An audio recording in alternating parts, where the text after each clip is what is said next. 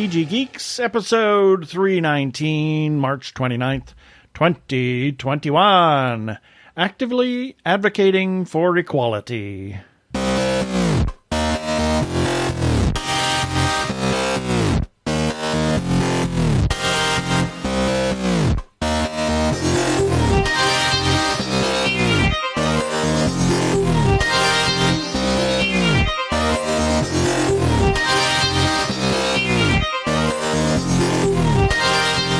Hello and welcome to another webcast from tggeeks.com, where Ben and Keith, the two gay geeks, talk about all aspects of geekdom and nerdery, sci-fi, comics, film, horror genre, and everything else. You name it, we talk about it.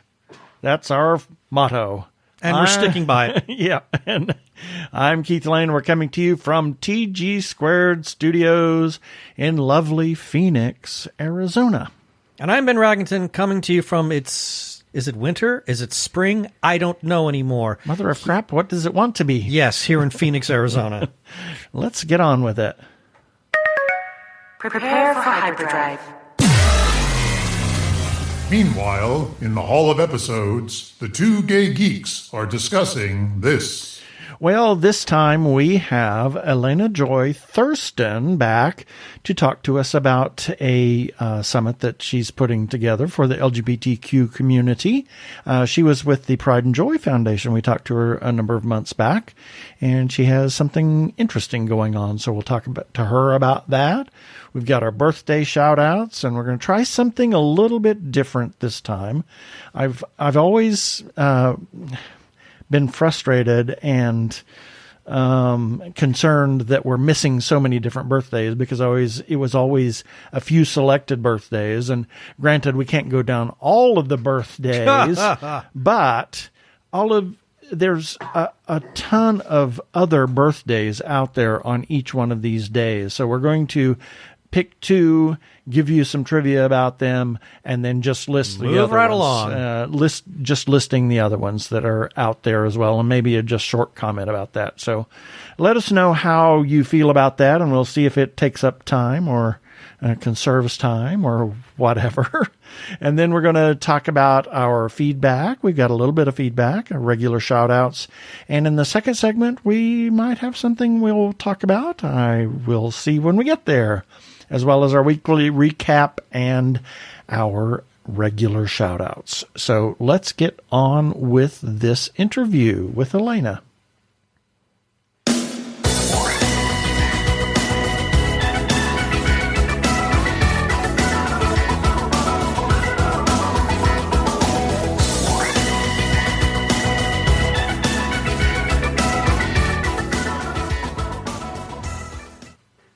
And we welcome back to our show Elena Joy Thurston. She was we talked to her last year. She is the founder of the Pride and Joy Foundation, and she has something really interesting that she wants to talk about this time. So welcome to the show, Elena.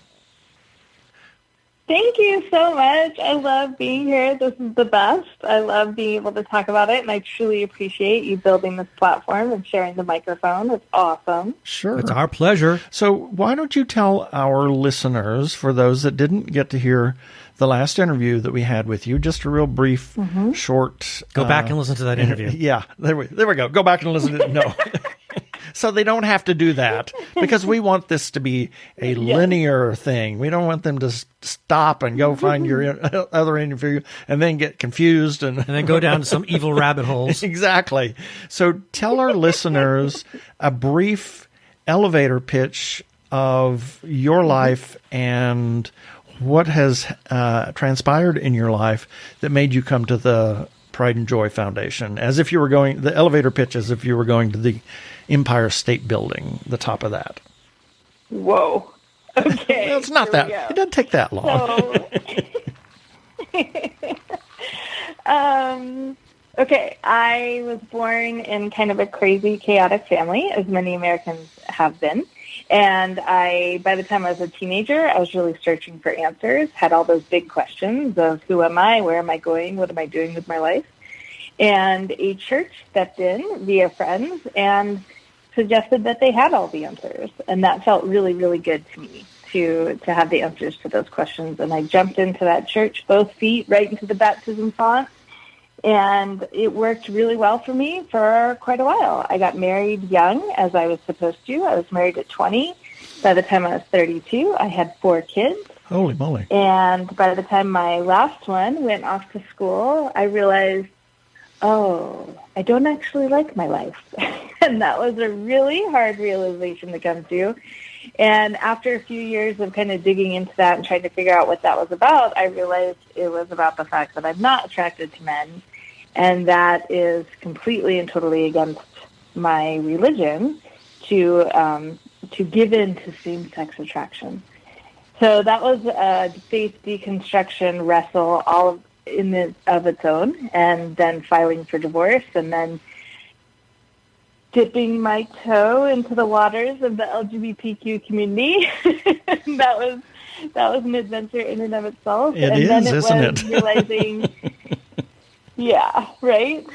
And so part of that process had been me enrolling myself in conversion therapy in hopes that I could get rid of this attraction and I could go back to my very privileged, very white, very lily happy suburban life that this attraction was screwing up for me. And so I wanted to get rid of it, and I wanted to fix this problem. So I did 6 months of conversion therapy, and like 57% of people who go through it, I ended up suicidal. So as I got on the other side of that, the faith deconstruction and the healing and the processing my sexuality, I then opened my eyes to the LGBTQ community, who had welcomed me with open arms and so loving, thank goodness. And it was really hard to realize that other people's babies were in that emotional pit of feeling like that there's no way out, and the only way to stop the pain is to end their life. And when I realized that I knew the reality of that, and in the LGBTQ community, there are so many others that know the reality of that, that became unacceptable to me. It became something I couldn't just live with, that statistic that LGBTQ youth are 5 times more likely to attempt suicide than their straight peers. Yep. And so through that kind of realization and discomfort, I started the Pride and Joy Foundation. We are a nonprofit based in Arizona, and our mission is to reduce the rate of suicide and homelessness in the LGBTQ community. And we do it in a few different ways, but the way that we're going to talk about today is this incredible summit. We really look at mental health and safety in the LGBTQ community as being most effective when it's brought about by family and community, whether that's chosen family or blood family. So we try to support both. And that's what this summit is all about. And we're so excited about it because it's something that's never been done before. Right. Never been done. Wild. I'm amazed that no one has ever thought in all the years that the LGBTQ community has been struggling and fighting out there for some kind of social acceptance, as well as addressing the issues of LGBTQ suicide. I find it astonishing that this has not been addressed and treated in the manner that you're doing. Right? I agree, because I think the crossover between suicide and homelessness is huge in the LGBTQ community. Like right from the get-go, you have many teenagers who are not accepted at home, right? And so they might finish high school, they might do college, but their prospects of getting a job are definitely dampened by unsupported family. And then you have an incredible amount of debt that can be racked up, whether it's through figuring out your gender or figuring out your sexuality and those long-distance relationships. Like there's so many different things that come into the fact that LGBTQ people carry a disproportionate amount of debt. And then that leads to homelessness. And where does homelessness lead, right? So it's like if we can bring all those factors into a room together, and that's why it's actually a 2-day summit. The first day is for content creators and influencers. You know, with social media, we have the opportunity for LGBTQ people to create their own platforms, create their own businesses based on who they are instead of having to conform to corporate America. So this generation of LGBTQ people have an incredible opportunity to be in control of what their income is. And so we want to bring together those influencers that have been in the game for a while, right? Like 10 years, like they've run an online social media empire. They know the tips and tricks. And so we're bringing them all together to teach our next generation of LGBTQ influencers how you can pay your bills without giving up who you are. So that's going to be an incredible part of day one. And then day two is all focused on the family issues. Cool. So bringing them all together, I will say, as altruistic as it sounds, it was definitely a marketing ploy because we don't have the funds to spend on marketing, right? We can't pay a bunch of Facebook ads and everything. But what we can do is find all those LGBTQ podcasters, TikTokers, YouTubers, journalists, photographers. We can find them and we can incentivize them to advertise and market the summit to the families because that's all their audience anyway, right? And so what we're doing, we don't have the budget to pay people to present and give us all their information, which feels horrible. I hate asking anyone to ask to work for free or to work for exposure, right? That's total BS.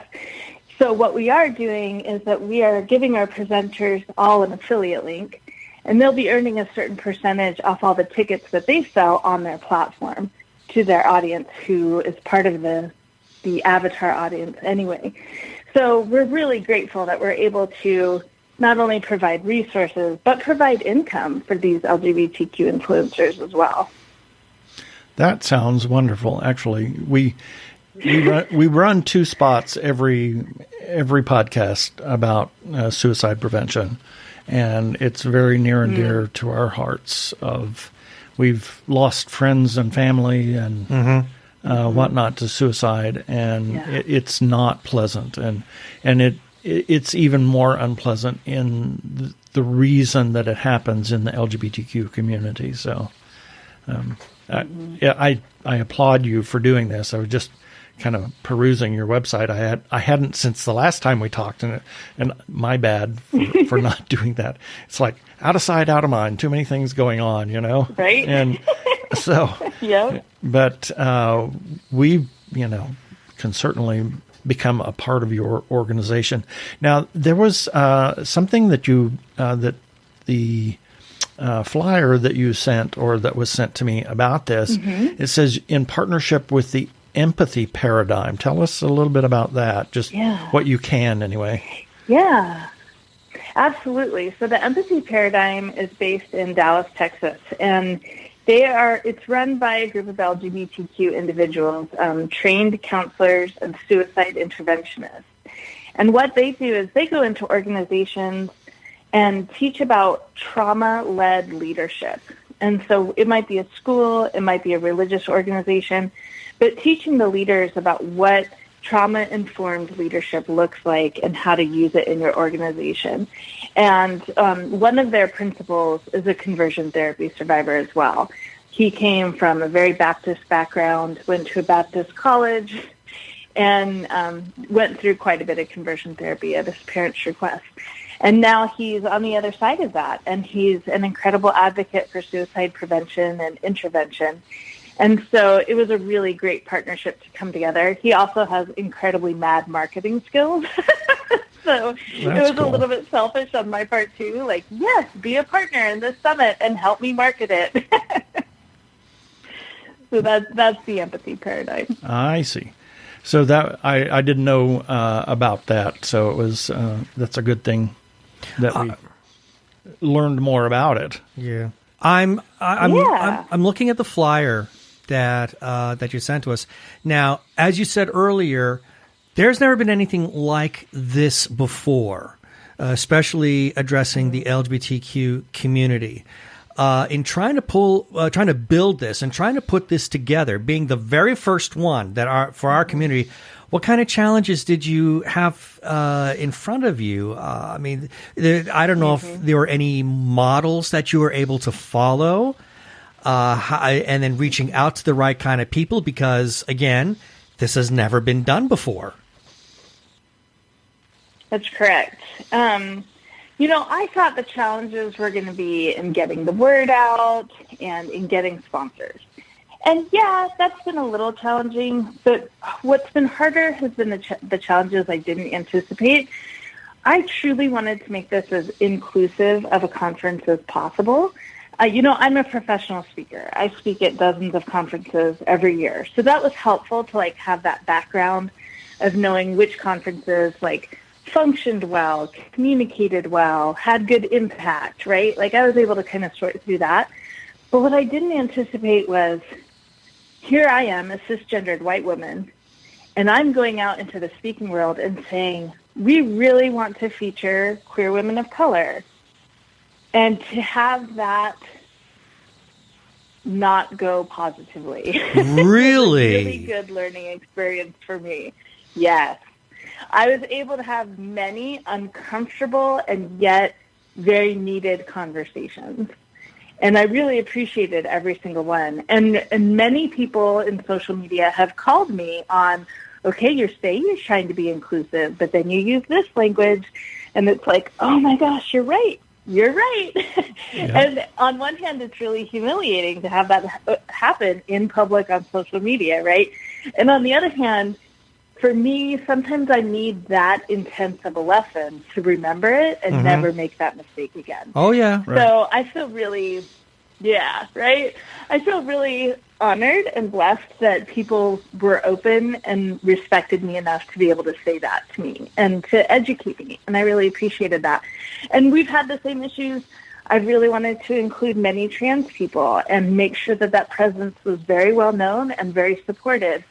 And again, it's walking that line between tokenizing and advocating.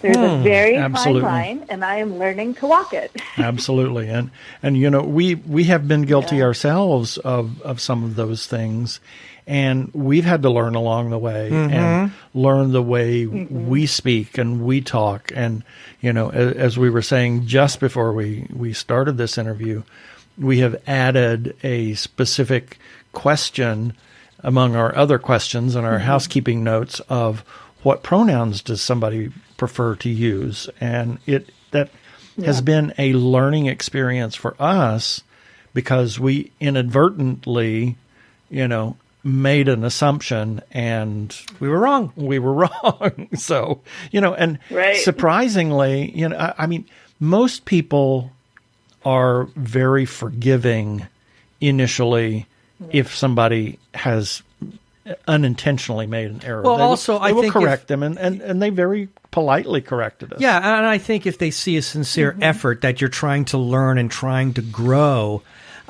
in your understanding, that they'll be quick to forgive. Yeah, absolutely. And that's why I agree. Yeah. I agree. That's why we run the transgender. It's been really good for me because I thought once I got the pronouns down, I thought, exactly. Okay, I got that, right? I'm inclusive. And then I was doing some promotional videos on TikTok or somewhere, and I was talking to parents, and I kept saying mom and dad, mom and dad. And finally, the person on our leadership team who is a trans parent sent me a message and was like, hey, that's really binary vocabulary. You're going to have a lot of trans parents out there that don't identify as a mom or a dad. And it was oh, yes, you're right. I could have just said parents. Yeah. Right. I don't know why I kept repeating the phrase mom and dad. I could have just said parents and caregivers and those who love their children. All of those would have worked. It's ingrained in our psyche. It is. If you grew up at a certain period of time. Yeah. Right. We're the generation that's having probably one of the hardest times in adapting. Yeah, our generation. Our generation. Not necessarily yours. Not necessarily yours. Because you're probably 30 years younger than we are. So. Yeah, but I'm referring to me and Keith. I'm adapting. Yeah, but it's been tough for us because we've, and it's not to say that we're not willing. We are making the effort to try and expand our thinking, but it's been a challenge for us, but it's one that we're willing to take on. Absolutely. I'm at least gratified to know that as you were trying to put together this summit, that despite the challenges that you might have faced in reaching out to organizations, that at least I'm guessing that by the very virtue of the fact that the summit exists, that you were successful in overcoming those barriers. Some of them, yeah. I mean, the fact is this is a COVID year, and the nation is trying to get back on its feet. And so many of our typical sponsors, who would be organizations who would throw $3,000, $5,000, $10,000 at an event like this, they're just not able to do that right now. And so we've actually kind of gone back to the drawing board and said, okay, what's our real priority? And our real priority is supporting LGBTQ-owned businesses, and people. And so then we've gone back to the drawing board and just said, let's go find those LGBTQ-owned businesses. For example, Only Human, which is based here in Phoenix, and it's an apparel company, and it's awesome. And go to them and say, okay, we know that you don't have the budget for $3,000, $5,000, $10,000, but we want to support you. So let's figure out a custom package that's going to support your company, get your brand out there, and that you can support the summit and be a part of what we're doing. So that's been really beneficial for us. No, we don't have the Target ad or the Procter & Gamble sponsorship, right? That'll come later. I'm sure we'll get there next year. But this year we get to really support, like one of our biggest sponsors is Fluid. They're an inclusive cosmetic company. They're not the biggest of the biggest, but wow, are their values aligned with ours? And we're so excited to partner with them. Yeah. Well, I'm sure it also gives them an opportunity to get their name out there as well, because I had never heard of them before. So I would imagine that while, there are certain big sponsors that aren't participating because of COVID, this certainly gives a chance for others that might get overlooked to step up to the plate and say, oh, no, but we're here as well. So it sounds like a lot of mutual back scratching in this case. Right? And yes, I think that's the part I really love about it, that we can support our next generation, we can support each other's businesses, and we can be visible. Our theme this year is actually visibility is life. And we all have that story, right, of being early in our coming out process and trying to figure out, is this going to be okay? Am I going to be happy?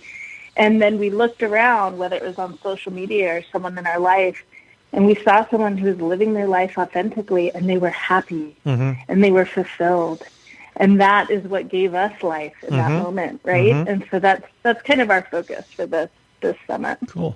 So when is this summit, and how is it going to take place? Yeah.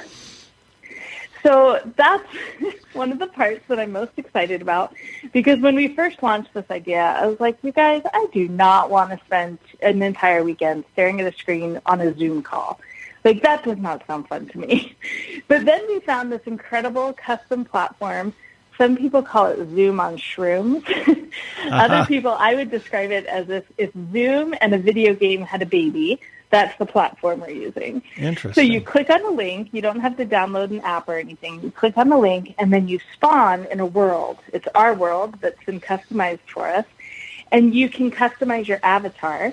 And in our world, it's an alien planet. And so your avatar, you get to pick from all these different aliens. No one has a human body, which I think is perfect for our world. And then you use your arrow keys, and you navigate your way around the world. And as you approach a group of people, their audio and their video will come up on your screen, and you can choose to stay there and chat with them, or just like in real life, you can walk away, and their audio and their video will fade away. Well, that's it's interesting. It's just the coolest interactive world for Sounds us. a little bit like Second Life. That was a little bit, right? Yeah, like that was a VR platform that was really big about 15 years ago.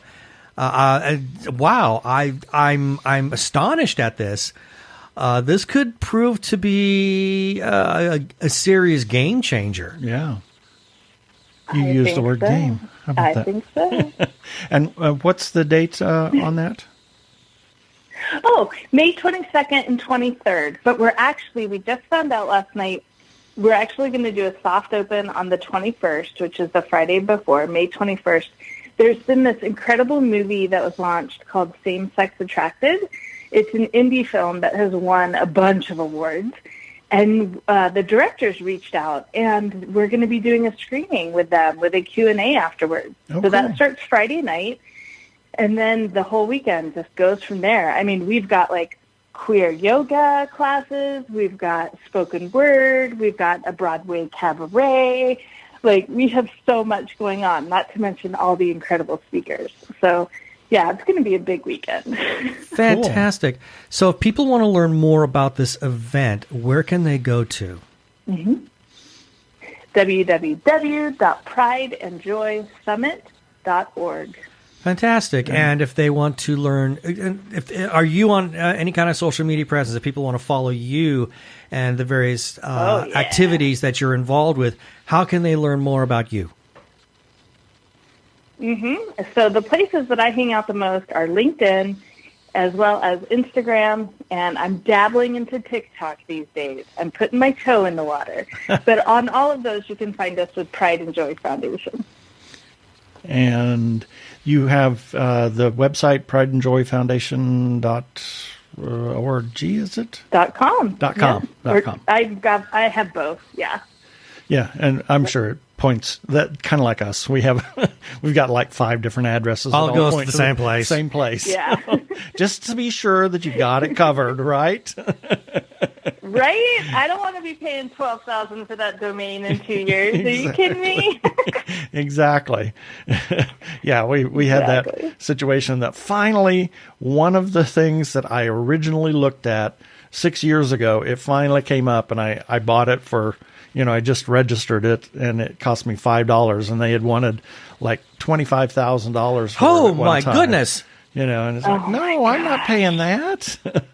Anyway. And you stole it from them for $5. How nice. Well, this has been absolutely wonderful to talk to you again, and I think that we may have to sign up for that whenever it as soon as we get off of this call, and we'll go there. That sounds great. Super. Well, thank you so much again for being with us again. Thank you so much for having me. I really appreciate it. Love your podcast and love your work. Wonderful. Thank you. You don't need to hear their identification. They're the Two Gay Geeks. They can go about their business. Move along.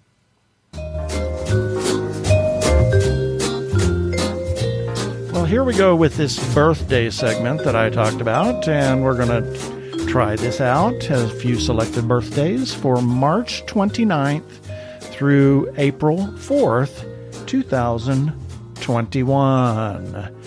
March 29th, we've got Marina Sirtis, actress, Star Trek, Deanna Troi. She's got actually 6 projects in pre- and post-production right now.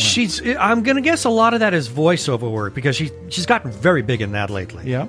And actually, we named one of our kitty cats after the endearing term that we call walks on her. Little one. Yes.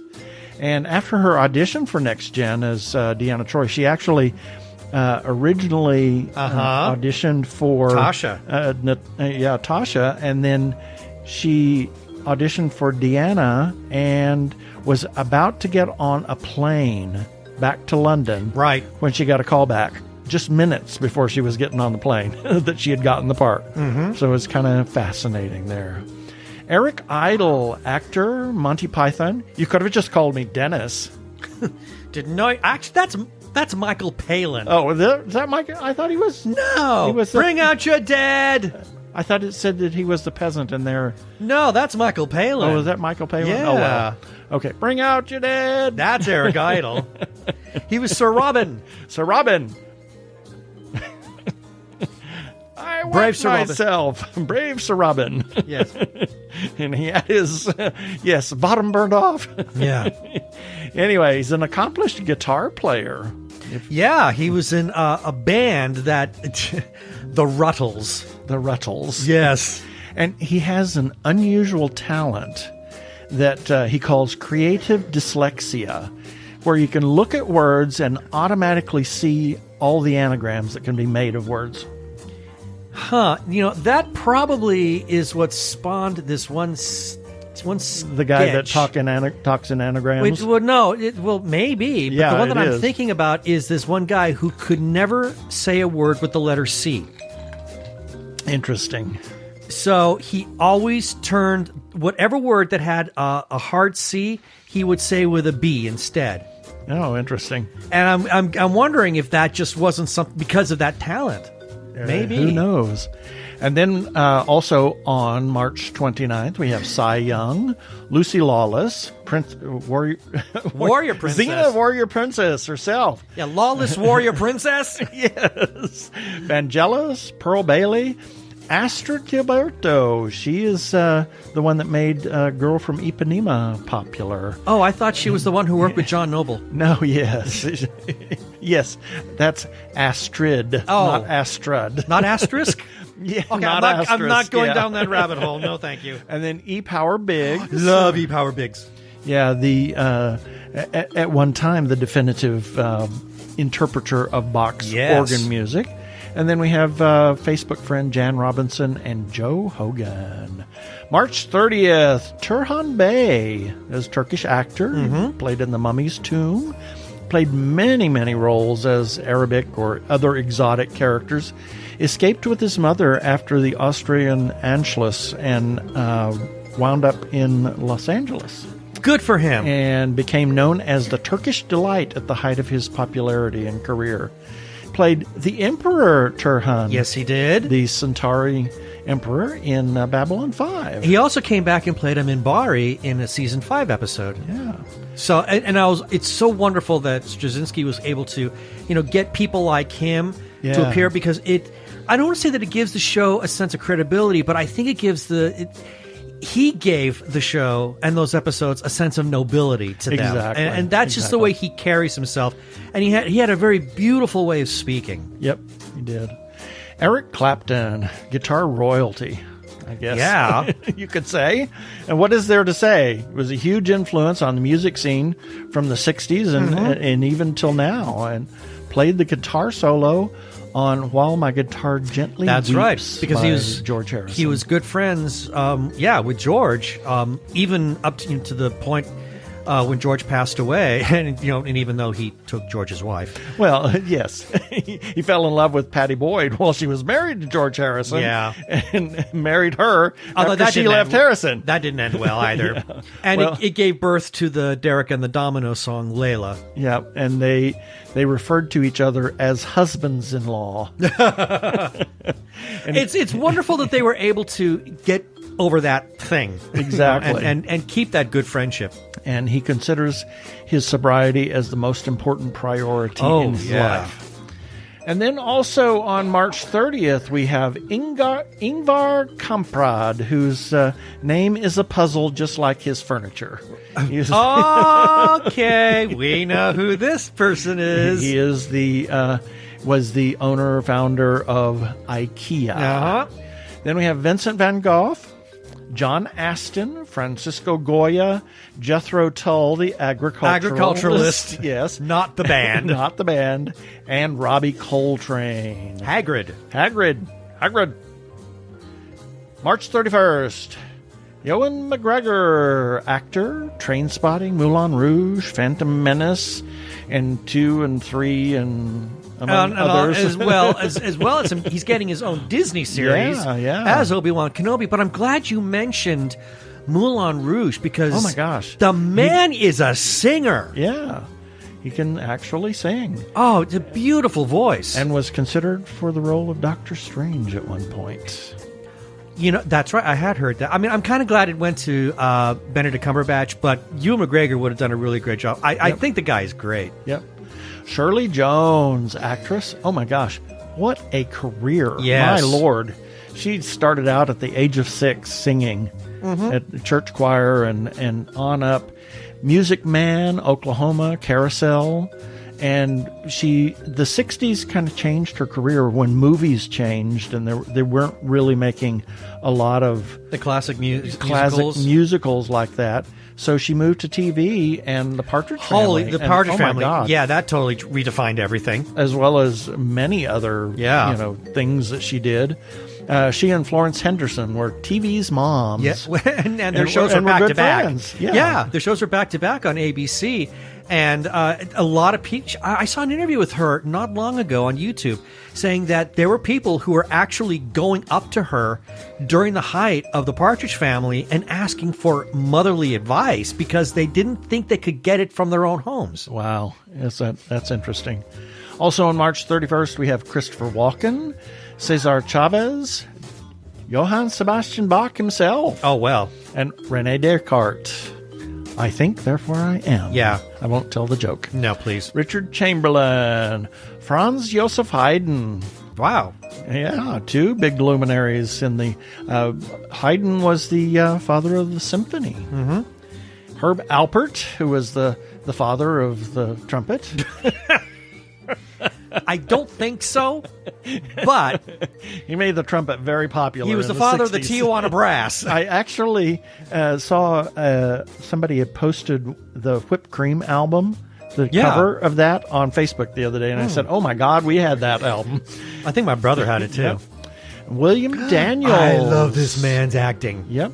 And Barney Frank, who we met, yes, we did. Former congressman, and Ed Catmull, the father of Pixar, actually. Pretty much.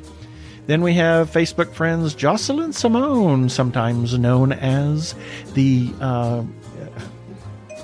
You would ask that question. I just lost my brain for a moment. Madam of Tea. That's all I can think of.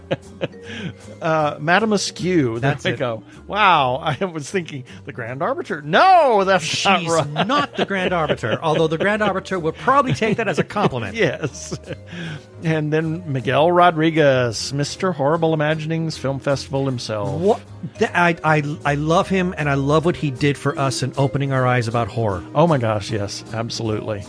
April 1st, Debbie Reynolds, actress, singer, dancer. Singing in the Rain was her first big break. Yeah. Mother of Princess Leia, Carrie Fisher.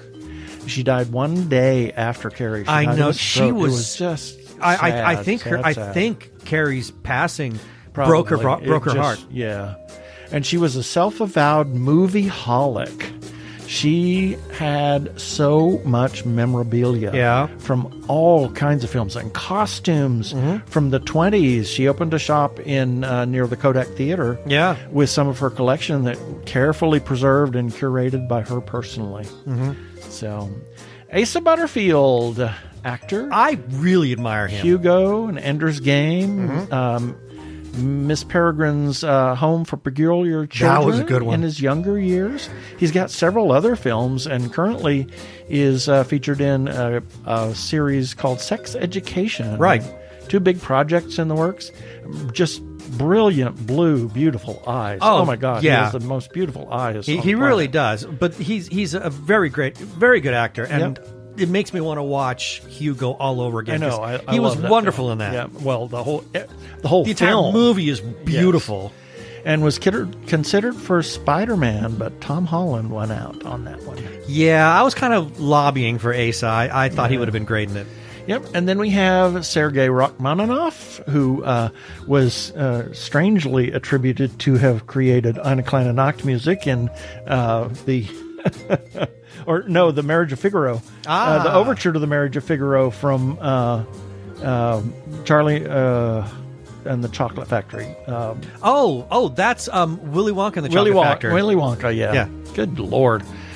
We've done 3 interviews today, so we're just a little tired. But then we have Tashiro Mufuni, a wonderful Japanese actor, and Grace Lee Whitney, and Andreas Deja, who is actually an Imagineer as well as an animator, supervising animator. We saw him from a distance. And out gay man working for the Disney company, and has, I think, he is a legend now. He is a Disney legend. He is a Disney legend. Yes. Lon Chaney, Mr. Horror himself, Mr. Phantom of the Opera. Didn't they call him like Man of 1,000 Faces or something like that? And then David Emil Ruiz, Facebook friend of ours. April 2nd, Pedro Pascal, actor. He was in Kingsman, one of the Kingsman movies, Game of Thrones, Mandalorian, among many, many others. Was born in Santiago, Chile. Oh, where really? Your mother was. I Yes. didn't know that. Yeah. and has a number of projects in the work right now. Buddy Ebsen, actor, quite the career before Uncle Jed in Beverly Hills. He was a vaudevillian. Hillbillies, yeah, way back to that. And he was actually is the singing voice for the Tin Man in The Wizard of Oz. Wait a minute. Yes, he is the singing voice. Not Jack Haley? Uncredited. Yep. I know that he was going to play the part of the Tin Man, but he couldn't because of the paint makeup. Yeah, the makeup nearly killed him. So he actually, but he's the singing voice in The Wizard of Oz? Yeah, uncredited though. I had no idea. Yep. I really thought that was Jack Haley who did that. Yep. And he was in Breakfast at Tiffany's. He was Doc Golightly. And the TV series Barnaby Jones. Right. Then we have Alec Guinness also on that date. Hans Christian Andersen. Clark Gregg. Linda Hunt. The Shut-Up Mapes. There we go. Housekeeper. And Dr. Demento. Dr. Demento. Or however you'd like to say it. I mean, the guy could squeal that title out. Loved him. Yep. And then Facebook friends Kat Forrest and Matt Gorlick. April 3rd, David Hyde Pierce, actor, Niles on Frasier. Several other TV shows and a ton of Broadway. He was in Spamalot. Yeah, fortunately we didn't get to see him when we went. Yeah, I would have loved that. And a couple of projects that are in the works right now. And he's an amazing pianist. Yes. An out gay man. He and his partner Brian Hargrove have been together since the 80s. Beautiful. Yep. And Ben Mendelsohn, actor, Ready Player One, Rogue One, The One. Not the one. And Captain Marvel. And he had a rather prominent career in Australia before coming to Hollywood. Oh, indeed. Yeah, how about that? Yep. And then also on April 3rd, Marlon Brando, Eddie Murphy, Jane Goodall, Doris Day, the patron saint of parking. Yep. Yes.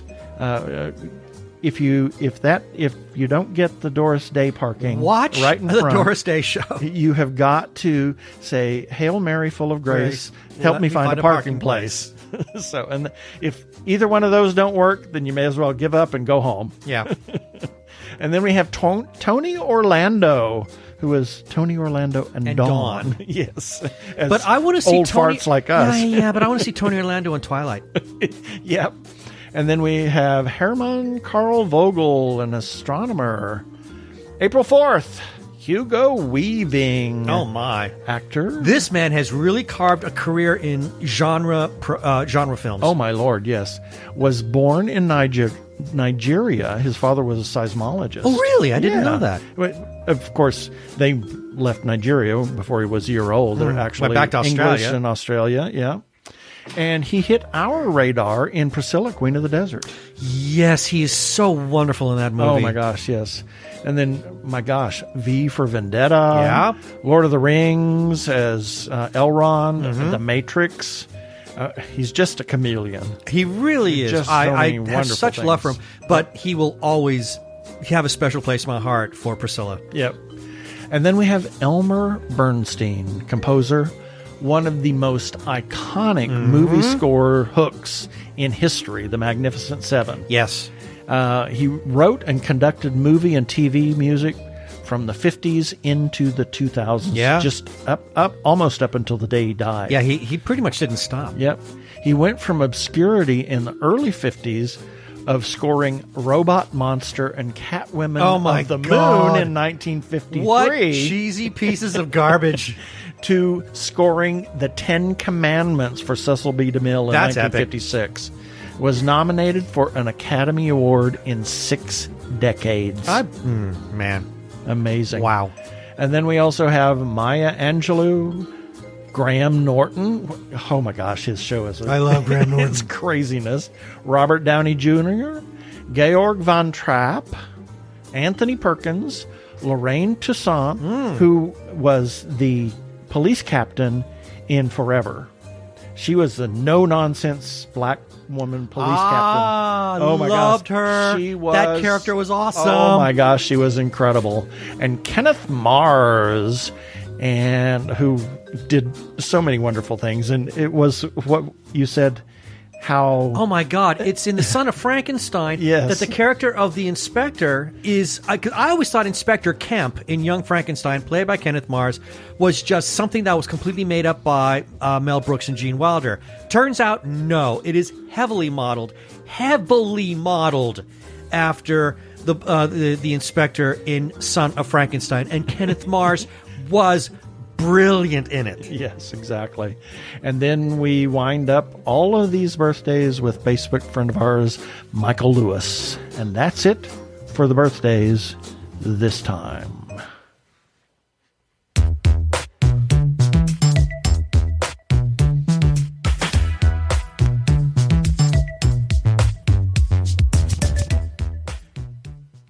Technorama, the podcast for geeks, because geeks are better than cool. You don't hear someone say, "Get away from me, you cool person." Who's gonna have their 65-inch home theater system installed by the Cool Squad? Not me, that's for sure. How much cool cred do you have? Not enough to care about. Think you'll find any canned unicorn meat at thinkcool.com? It's just a part domain name. They don't even have roadkill in a paper cup.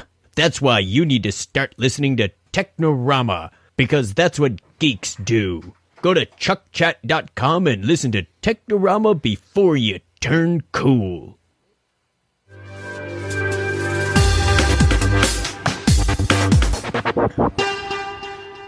Go give a listen to our friends Chuck and Craig over at Technorama Podcast. I'm Daniel Radcliffe, and I believe that reaching out for help is the bravest thing a person can do. If you are struggling and need support, call the Trevor Lifeline at 1-866-488-7386. It's free and confidential, and trained counsellors are there to listen 24/7 without judgment. To learn more about the Trevor Project's life-saving work for lesbian, gay, bisexual, transgender, or questioning young people, go to thetrevorproject.org. We want to give a shout out, as always, to the Joshua Tree Feeding Program. They are a 501c3 nonprofit food pantry for the HIV and AIDS community in Maricopa and Pinal County.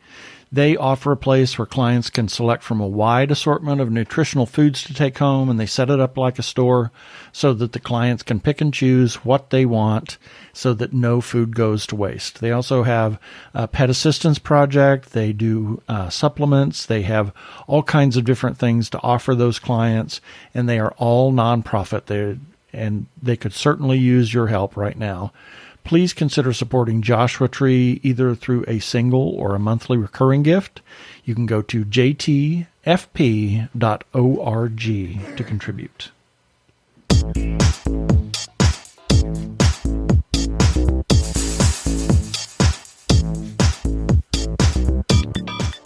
And now it's time for our feedback, and each of these news items that generated this feedback will be in the show notes for this episode number 319 on our website at tggeeks.com. Starting with, regarding TG Geeks episode number 311, where we interviewed Katie Edwards, and got a comment from Hamish Downey, says, really looking forward to the third book. That would be... Who isn't? I know. The Hourglass. Get that book out there. You know, and Katie Edwards, for what's worth, he just teased another page on Twitter. How dare he?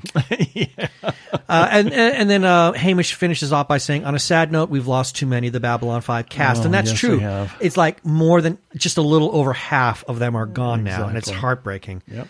Moving on, regarding Hamish Downey's new sushi number 111, morsels of news from Japan and beyond. Got a comment from Yancey Charles, and I just want to say, Yancey, we're really sorry that you got off Facebook. You're not there anymore. We miss your feedback there. Anyway, he says, OMG, I was cracking up at the Cat Island vids.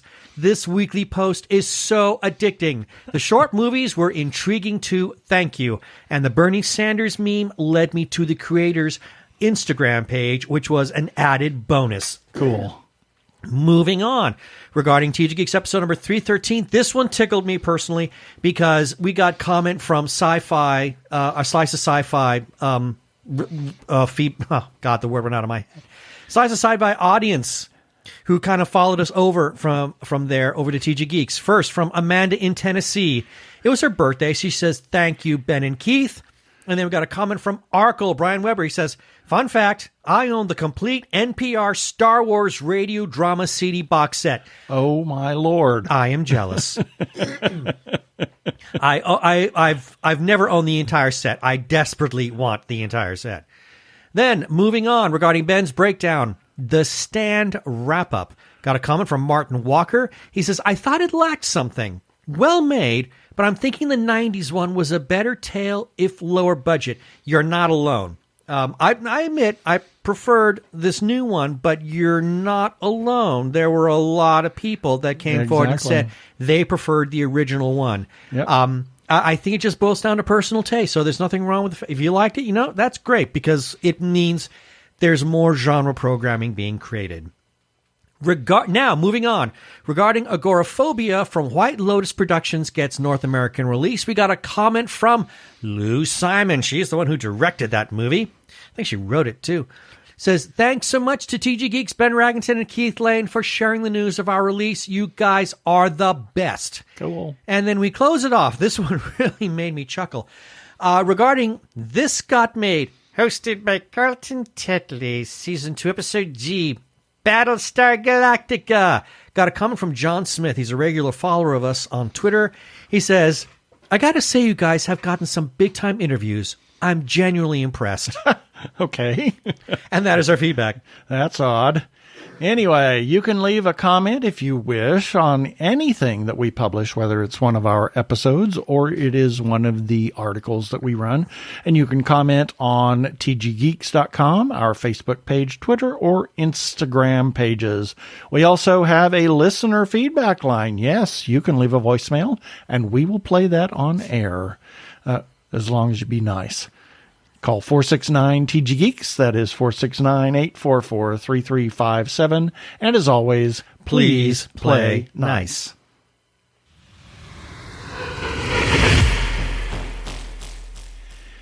Well, as everybody knows, we are huge supporters of independent creators, whether it's filmmakers, comic book artists, writers, or others. As you well know, we talk to anybody and everybody practically. Please consider supporting by independent creators by going to their websites, their Twitter pages, their Facebook pages, their Etsy pages, their whatever page, Instagram pages. Look at their stuff, buy their stuff, contribute money to them, go to their Patreon pages. Please consider supporting independent creators. If you are trans or are questioning your gender identity, and if you are in crisis or are feeling isolated and need someone to talk to, or you know of someone in a similar situation, there is a special hotline just for you. The hotline is provided by translifeline.org and staffed by trained counselors who are transgender themselves. The hotline in the U.S. is 877-565-8860. In Canada, it is 877-330-6366. Or you can go to translifeline.org to learn about the important work they are doing. Please reach out for help. You are not alone. Yeah, baby. They're like two gay geeks. They're together, you know. They're two gay guys and they're geeks. Is that okay?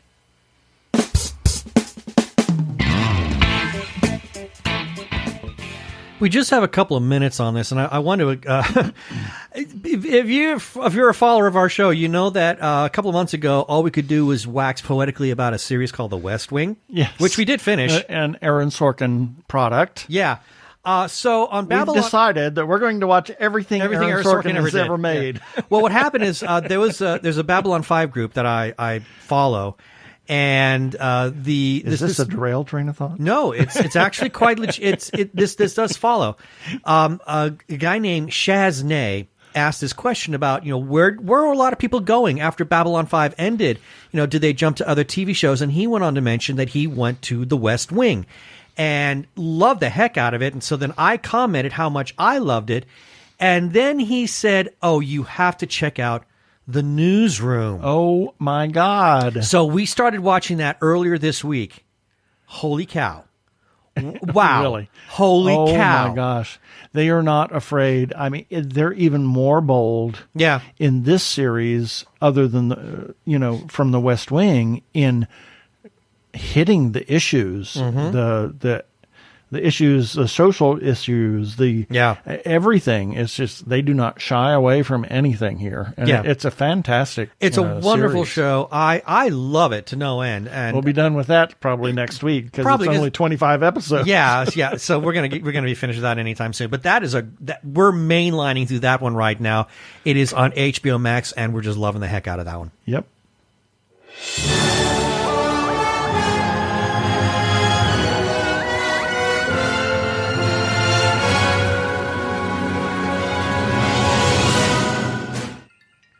Holy smokes. This is our weekly review, and each of the items for these things that we ran this on our website this past week, and we'll have the links for each of these stories on our website for this article in the show notes at tggeeks.com, starting with Sunday, March 21st, Nerdy Chupacabras number 40. On Monday the 22nd, TG Geeks episode number 318. On Tuesday the 23rd, Ben's Breakdown. Debris Season 1, 3-episode thoughts. That is a brand new NBC sci-fi series. On Wednesday the 24th, Tom Hurd's Getting It, available for streaming. On Thursday the 25th, AZ nonprofit warns of economic consequences of anti-LGBTQ plus legislation. On Friday the 26th, Hamish Downey's new Sushi number 113, morsels of news from Japan and beyond. And we close it off with Saturday the 27th, This God Made, hosted by Carlton Tetley, Season 2, Episode I, Archie versus Sharknado. That's required viewing. If you can believe that, yes.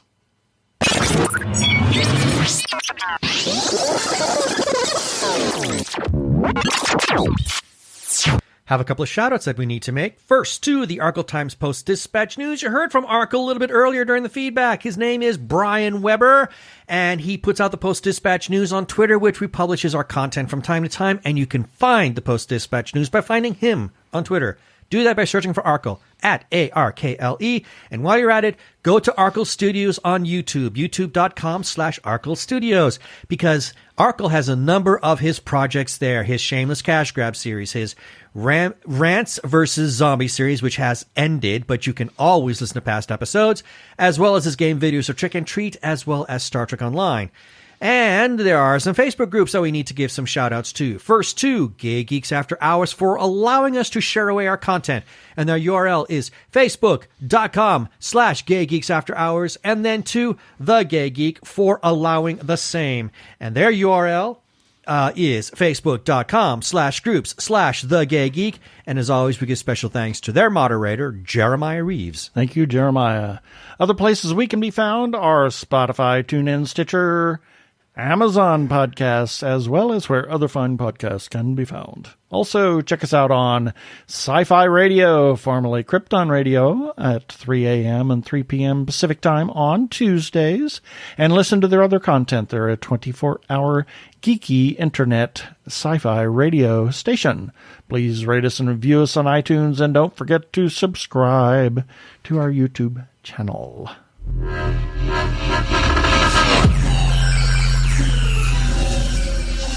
And that should do it for this episode of TG Geeks Webcast. Be sure to check out the article for this webcast episode. We're going to have several links on the page of things that we talked about. And remember, you can comment on our Facebook page or our website, tggeeks.com.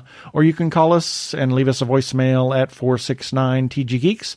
That is 469-844-3357. From TG Squared Studios, I'm Keith Lane. Thanks for listening. Please be kind to yourself and those around you. Stay home, stay safe, get vaccinated. Peace. Cheers.